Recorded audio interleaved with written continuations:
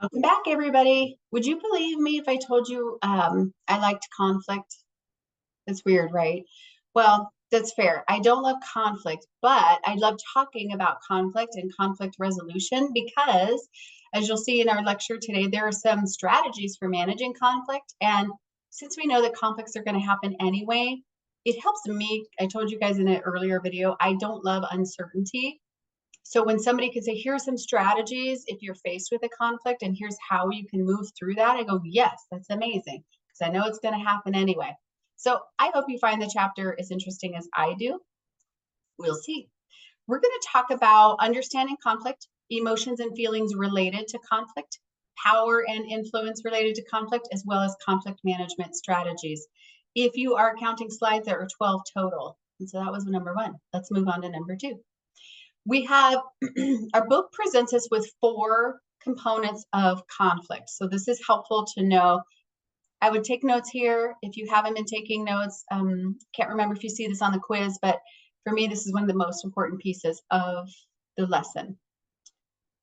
Conflict happens when people are interdependent of one another. We talked about that in an earlier video, meaning you and I have some kind of ongoing relationship. Again, if it's a workplace or a romantic relationship, I'm going to see you again, and we probably have to work together in some capacity. That's what interdependent means. I'm never going to see you again. We don't really have to work through a conflict because you're not a part of my life. So that's number one. Number two is when there's a perception of different goals or outcomes or a way to get to that outcome. So I might think that we have different goals when really they're the same. So it helps to know that, like, oh, and that's where perception comes in. Our authors talk here about the perceiving different goals and outcomes. And I think that's what the perception is one of the most important pieces. Because you could, again, if you have the same goals, but you think you're competing for something, there could be a conflict when all you really had to do is just say, hey, we're on the same team. We're not actually competing. Number three, people will say or have the perception that conflict negatively affects the relationship if not addressed, and that's true.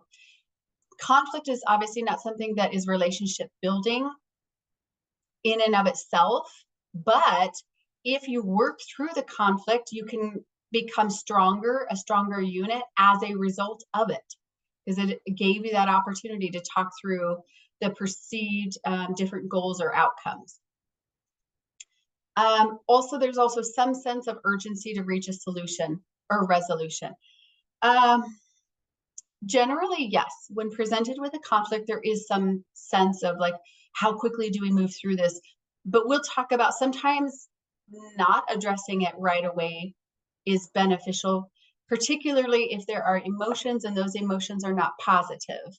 Sometimes trying to say, no, we're going to talk through this and we're not going to bed until we talk through this. Because I know people will say, don't go to bed angry. But I think there's an opportunity to calm yourself and not be angry and still go to bed, give the other person some space, and talk about it the next day.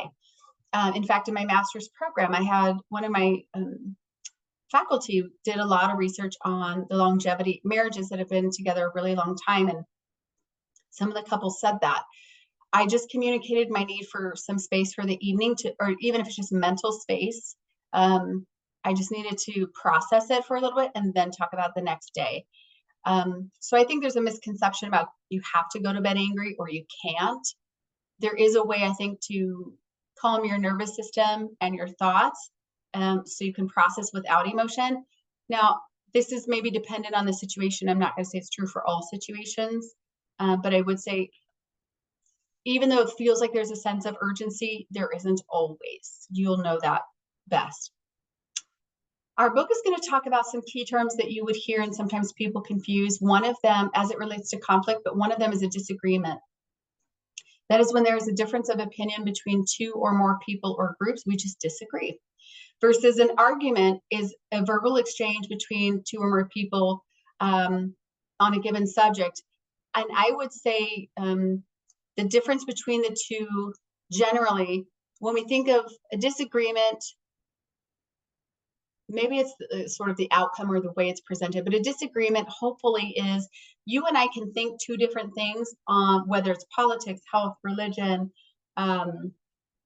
how to handle a situation. We can disagree and then go about our business and treat each other respectfully. An argument for me is a little more heightened than that, which is, again, it's more expressed, I guess, according to our authors, in terms of it's a verbal exchange, which is to say that in a disagreement, you might not express it necessarily, but an argument would be a verbal exchange. But I would also say, generally, an argument is, in my view, when people are listening less. A disagreement would be if you can walk away saying, yeah, we have a difference of opinions. There was maybe some listening. You don't have to agree. But that is a distinction I would make as well.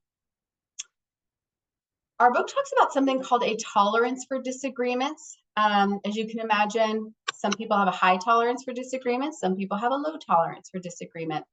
But a tolerance for anything is like the degree to which you can accept it.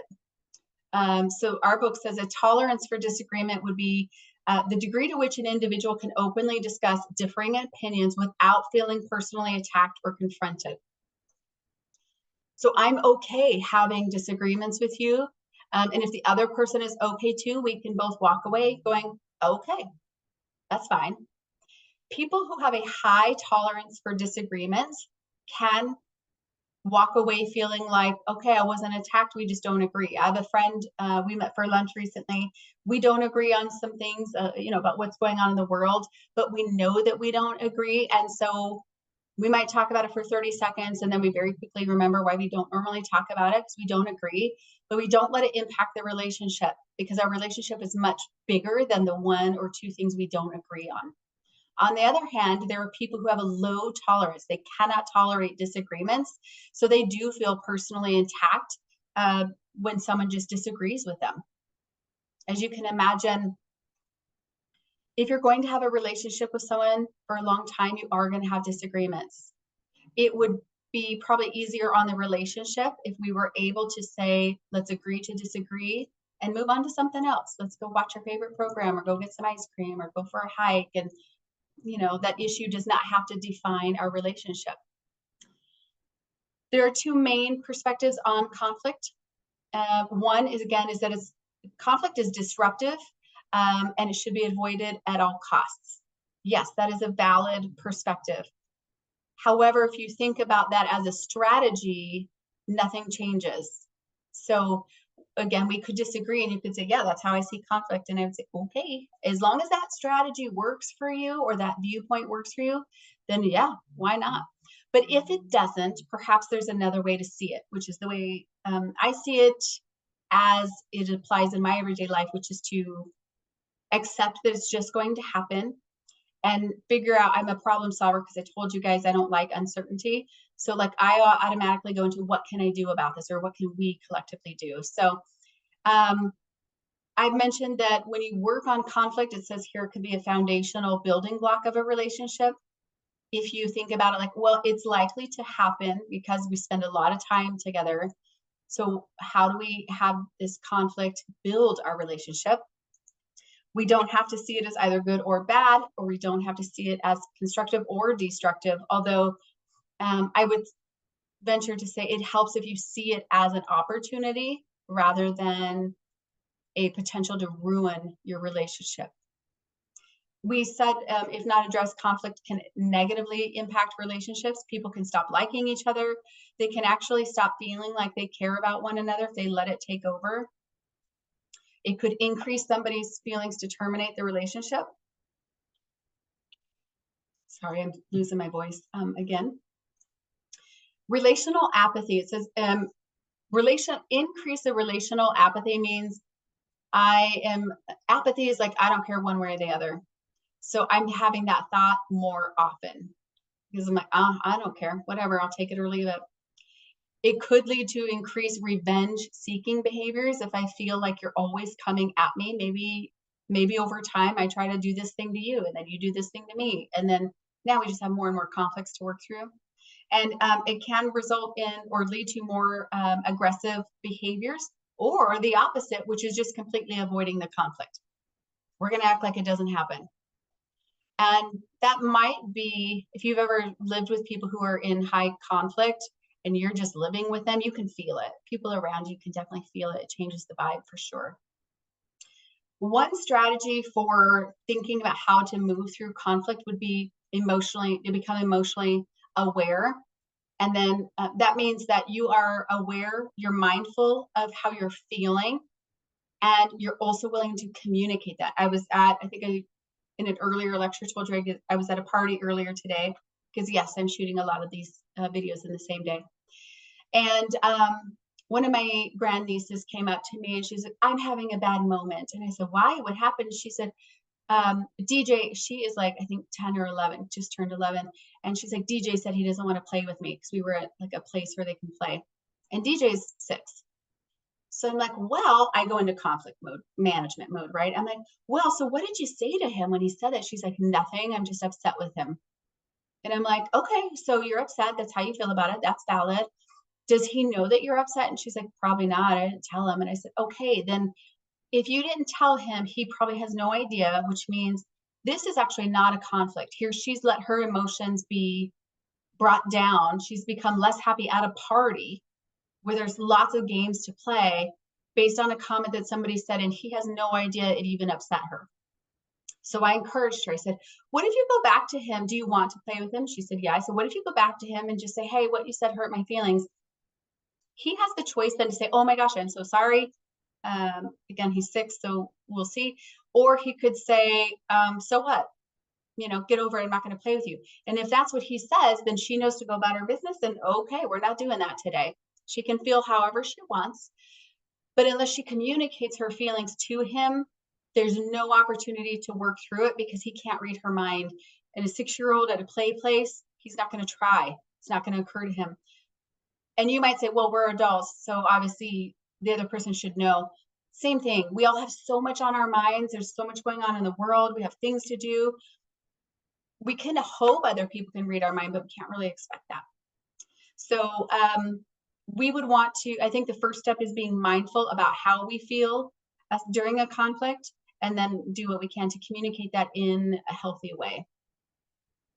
Our authors would refer to French and Raven's 6 bases of power. And the reason we talk about this is because power changes the way we perceive and the way we manage conflict. So they talk about it as a degree, a social agent, which could be another person or entity or what have you, group, has the ability to get others to alter their thoughts, feelings, and or behaviors. So in this case, we could argue that my grandnephew, DJ, had some power over Verity, because he had the ability to alter her thoughts and feelings and behaviors. She gave him that power. And I want to point out that she had to give him that power for him to have it. If she had said in her mind, well, he's 6, who cares what he thinks? She has not given him any power. Her day is not impacted. Her moment is not impacted. She could go on about her business. I realize in this case, it's probably very easy to do, and it's maybe more difficult when it's 2 adults in a situation or multiple adults. But in order for somebody to have actual power over our emotions and thoughts, we do have to give it to them, at least in the long term. Like, of course, you could say something cutting and I go, oh my gosh, that hurts my soul. But I don't have to think on it for days and days. It's my choice to think on how long I spend time thinking about that. A social agent, just to break that down, again, is a person or a role that somebody embodies. Could be a group or could be an entity. It could be the news. It could be grandparents. It could be your boss. It could be coworkers. It could be social media. So there could be informational power that we decide the information we're consuming has power over us. Then there's coercive power and reward. Coercive is trying to get you to think something, versus reward is if you think this thing, then you're like me and things are great. Or if you don't think like me, things are not great. Legitimate power is when there actually is the person like your boss or a parent who is in charge of like paying your bills and letting you have a place to live, that kind of thing. That would be legitimate power, at least to some extent. Experts, we tend to give them a ton of power because the doctor comes in and says, you should start taking this pill. We go, okay, well, you're the doctor. And maybe that's true in most cases. I personally have had doctors in the many times I've been to them over the years, give me advice that I just blindly followed, and then I had adverse reactions to it. So my personal experience is that I have learned to say, well, I'm going to value your feedback and your guidance, and I'm going to research a little bit more to make sure it makes sense for my health, just because I've had those personal experiences. And then referent power is the power that we just sort of assume other people have. They didn't necessarily come in with the lab coat, but they're, they sound like they know what they're talking about. So we refer to them as somebody who's having power. It could be that friend who sounds like they know everything.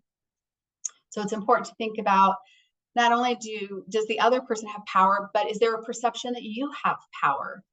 Because again, the power dynamic can change the way conflict is managed. And certainly I'm going to talk about conflict management strategies. And when we talk about those, we're assuming that the power is close to equal. A model for conflict management presented in our book is called the STLC. And the reason it's called that is because it says we can stop, we can think, kind of like I was doing with my niece. Okay, let's talk through this. What's happening here? Listen. If you're in the midst of the conflict, listen to the other person.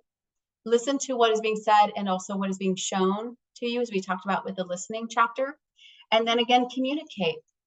A good takeaway from this class, like a life lesson, would be ask for what you need, and then also ask others what they need from you. Just a fundamental communication piece of having good relationships is asking for what you need and asking other people what they need from you. That's what this model sort of represents, is at the very end, communicating. And at the end of a conflict, I'll just point out this detail, maybe talking about how your relationship will grow or has grown as a result of that conflict, just so that you both are on the same page that you did in fact gain from that conflict. We just have a couple more slides if you're with me. So thank you for following me, because I love this slide right here. This is the Thomas Kilmann conflict management model. And this is always running through my brain when I have conflicts. Again, we're here with like 4 quadrants, but in this case, we also have a 5th item in the middle. So I'm going to talk about that. This, again, I always have it in my mind to think about what is the best strategy to use in this situation. So on the left side, we have a measure of degree of assertiveness actually going up and down. When we are not assertive or don't ask for what we need, that's the bottom. And the very top is high level of assertive. I am asking for what I need. And then the spectrum on the bottom, going left to right, is cooperative. How well are we thinking about the other person's needs? On the left, not really. And on the right, quite a bit. So we'll start with the top left quadrant. Competition happens when we are highly focused on our own needs, but we are not thinking about other people's. There isn't maybe a time and place for this. We're not talking about competition as in like sports or a team at work. We're talking about in terms of conflict management. This is like an I win, you lose, no matter what situation. As you can imagine, that doesn't go over real well. If we look at the bottom left quadrant under avoidance, it's when I don't worry about my own needs, but also I don't worry about yours. I just go about my business and pretend nothing happened. Sometimes this is helpful when the person, you don't have a strong relationship or the issue is not that important. You just let it slide. That's what avoidance would be. Accommodation is when you are highly worried about the other person, but you are not worried about your own needs. So you are always giving in to the other person. People think, oh, that's a great strategy because I'm always letting you win.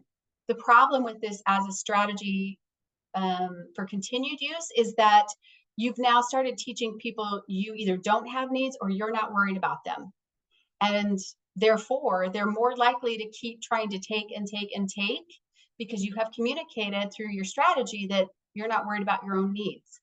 Even if that's not what you're trying to communicate, when we constantly accommodate and give in, we've taught them to continue to try to take. So that's something to think about. Collaboration is the ideal situation in most cases because it says, I understand and value my own needs, but I also understand and value yours. So this is what we think of as a win-win situation. The downside of collaboration, though, is that it takes more time because we have to really think outside the box sometimes and make sure everybody has a win. Compromise is in the middle of this diagram because I'm thinking a little bit about myself and a little bit about you. I maybe don't have the time to go into collaboration mode. So what this requires is we both have to give a little. It's a win-lose for both of us.